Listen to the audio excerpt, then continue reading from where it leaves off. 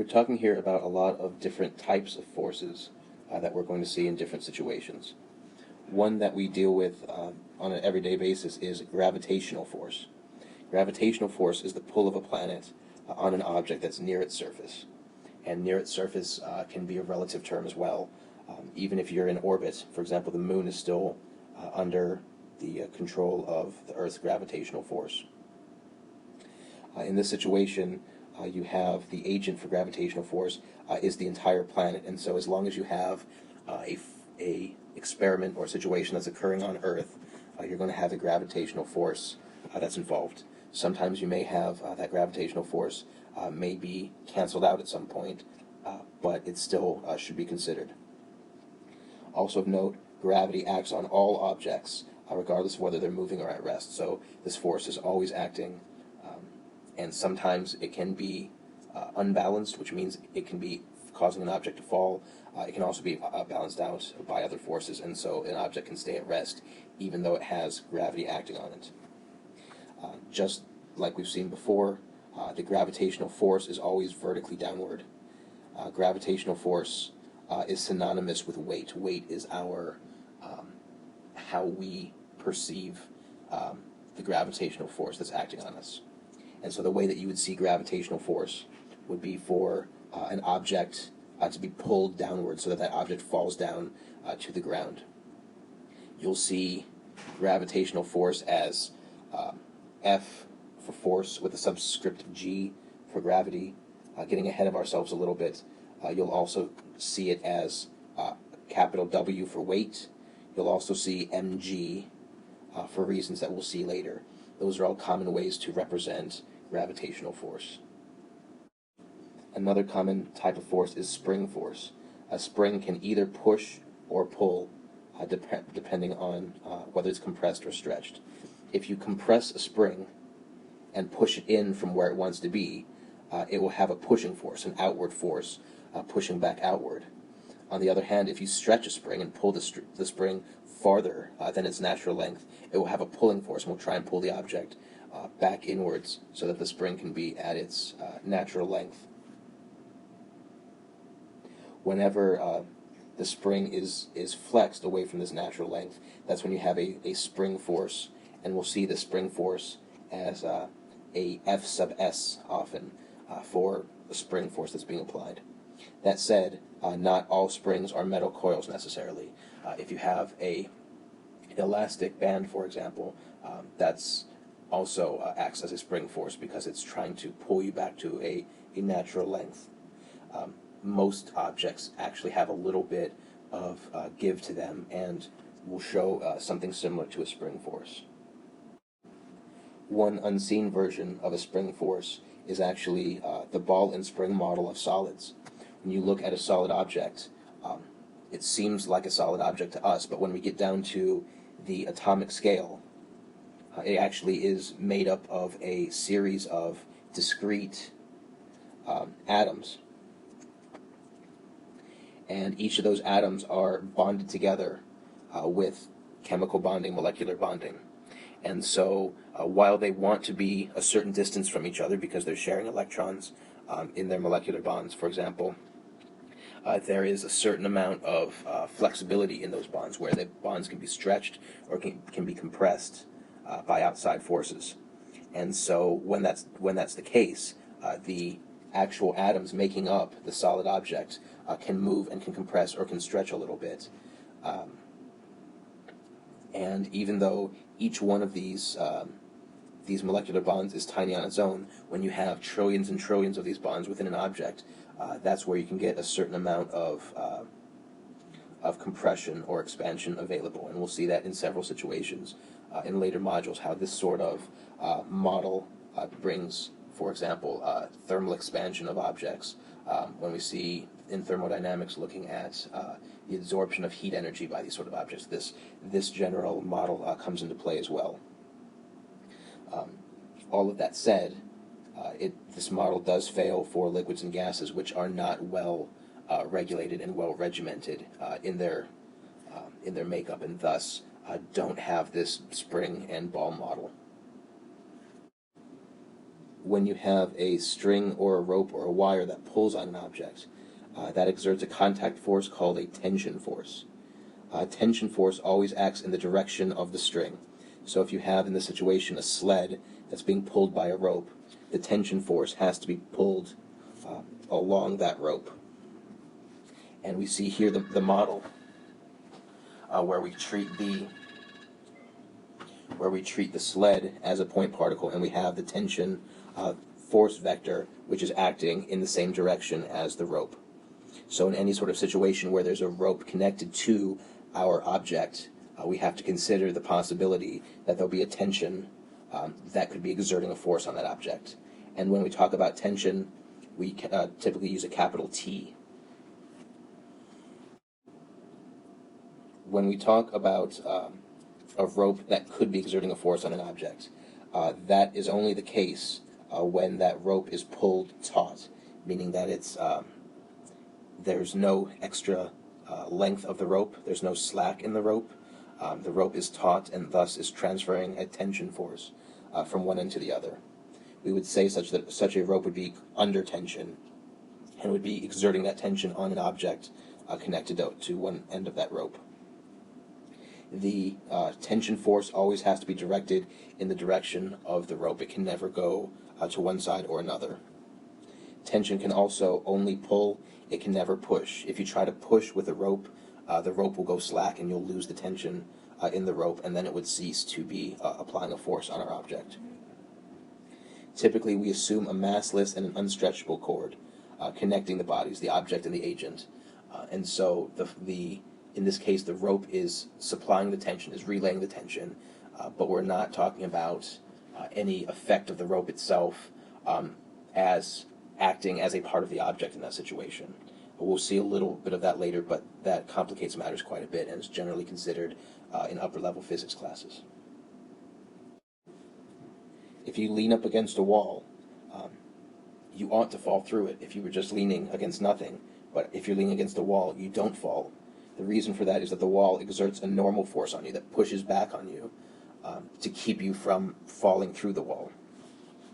Similarly, if you have a frog that's sitting on an inclined plane, the frog just by itself should be falling straight down due to gravity, but it's not because it's sitting on the inclined plane. So what has to be happening is that the surface that it's sitting on has to be pushing upward against the bottom of the frog.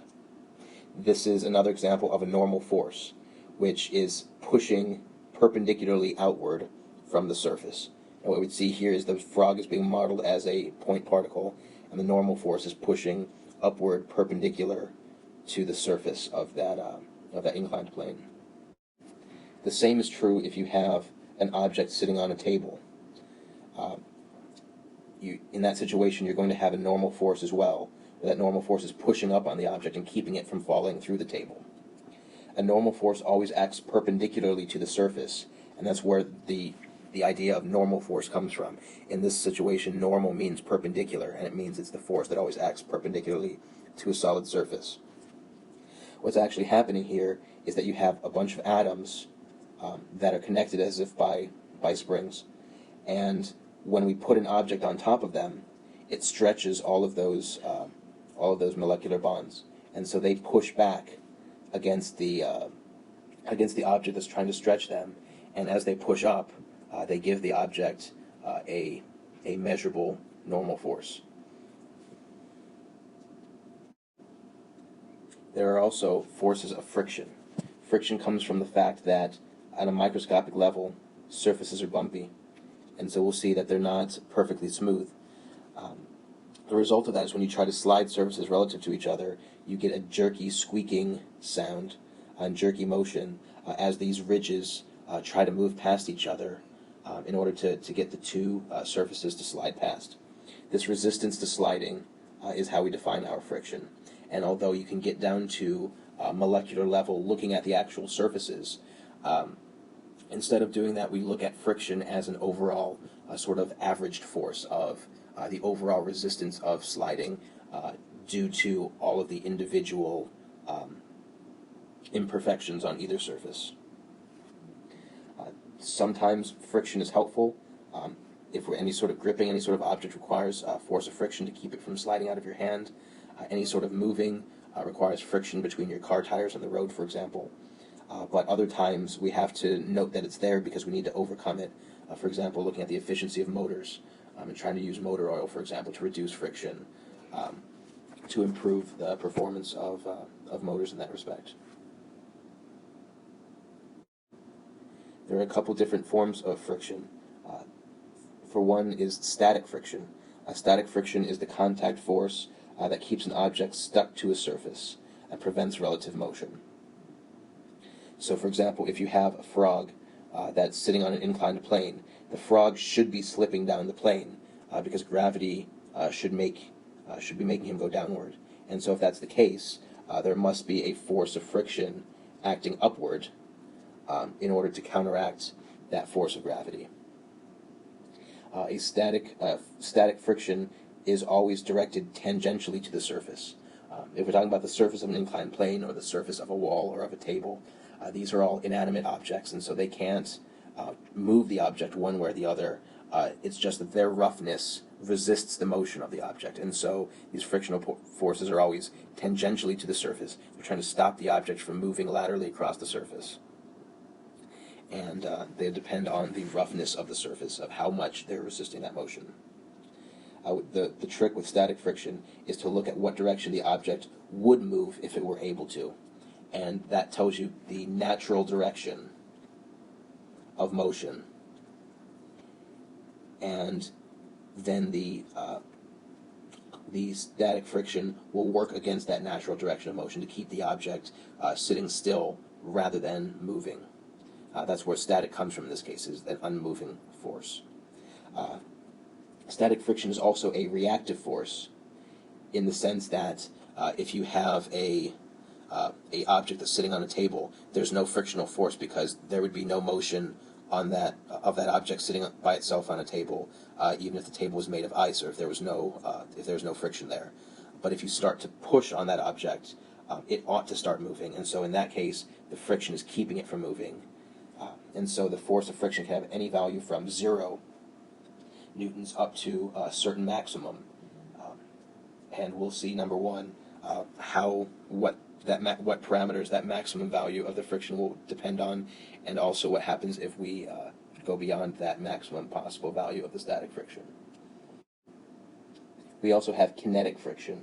Kinetic friction is the friction felt by an object that's already moving, hence kinetic. The kinetic friction exerts a contact force that opposes the motion, just like before. Again, the difference here is that for kinetic friction, we're already moving, and the kinetic friction is slowing us down, whereas in the static case, our object is not moving, and the static frictional force is trying to keep it from moving. Just like static friction, kinetic friction is directed tangentially to the surface.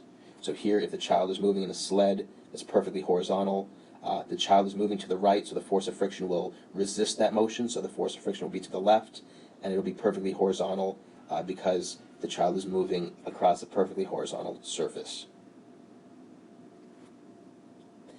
Kinetic friction is typically considered to be a constant amount for a given system, and it'll be smaller than the maximum static friction. As the object is moving with a kinetic friction, it will slow down.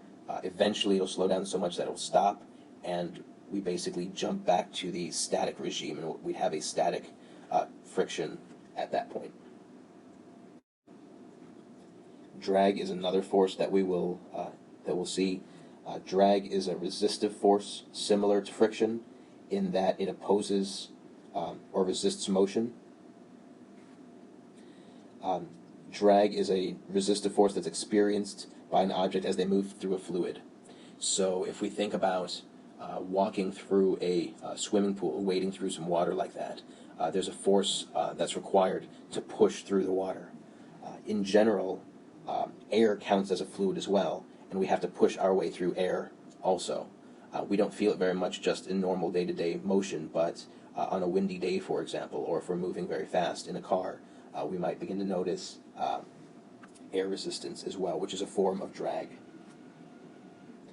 Being a resistive force, being like friction, drag always points opposite to the direction of motion, and a drag is a little bit different in that it depends on the size of the object, the cross-sectional area, so how much of the fluid, the water or air or other fluid, we have to push out of the way to move the object through, and also it depends on the speed of the object.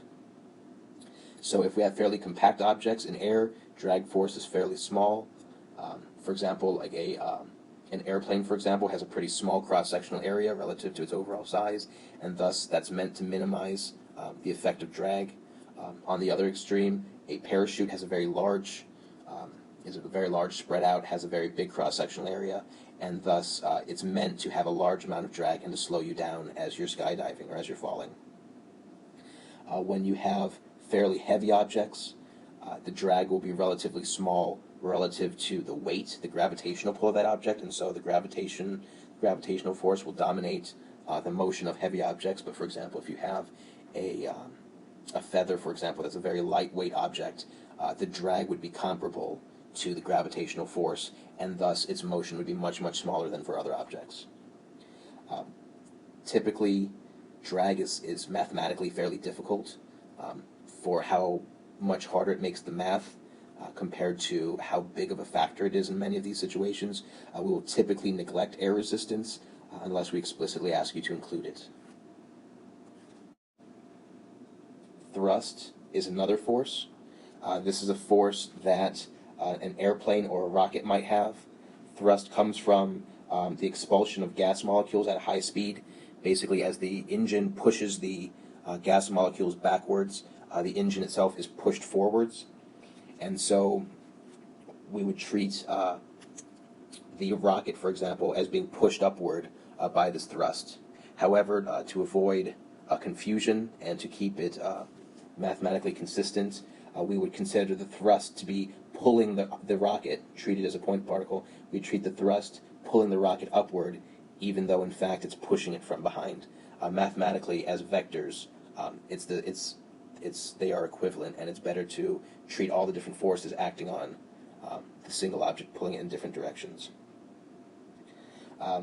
The direction of the thrust is opposite the direction of the exhaust. So in this case, the exhaust is being pushed out the back, and so the thrust is pushing the rocket upward. And again, this sort of problem can also get very complicated, where the more fuel you burn, the less mass that the rocket has, and so the amount of thrust would change the kinetics in a different way. And it can get very complicated, and that's something that we're not going to touch on very much in this class. Typically, if we're talking about the thrust of an object, of a rocket or a plane, we're going to assume that the thrust is a constant amount, and that the mass of the plane or the rocket is a constant amount for reasons that you'll see in the next lesson. But typically, we will treat many of these forces as being constant unless we're specifically saying otherwise. Generally, there is some variation, but assuming them to be constant values is typically a pretty good approximation. The only other long-range forces that we will look at, other than gravity, are electric and magnetic forces. Electricity and magnetism can exert long-range forces on charged particles, particles that carry an electric charge. We will see a lot of this in the later modules and in the second semester of this class. But the short version is that atoms and molecules are made up of these charged particles, protons and electrons, that have this thing called electric charge. Protons are positive, electrons are negative, and there are electric forces of attraction between oppositely charged particles, and there's electric forces of repulsion between like charged particles. So two protons would push each other apart at a distance. A proton and electron have opposite charges, and so they would attract each other. And we'll see in the later modules more about how these forces can act in parallel with the other forces we've just discussed. As a quick recap, when we're trying to draw our forces are vectors, and so in each case when we're making a free body diagram, we want to treat the object as a point particle, and we are putting all of the forces in the picture showing where they act on the object, in what direction and with what magnitude. We can have a general force, which is just some force F, but a lot of times we want to show specifically what forces are being applied.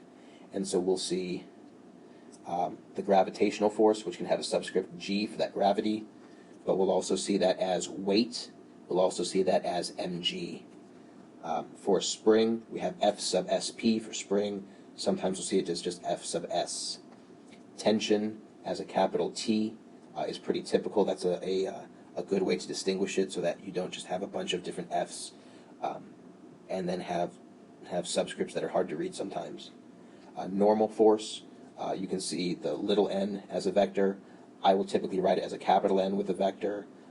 Sometimes in other books you can see it as a force with a n subscript for normal force. The frictions I write as a scripted F, just to distinguish them from the other forces that you'll see, but the frictions can have a subscript S for static friction or a subscript K for kinetic friction. Drag and thrust are both kind of special cases. We often don't look at air resistance, and so we don't always have to look at these, and so a lot of times you'll just have a force for your drag or the force for the thrust of an object.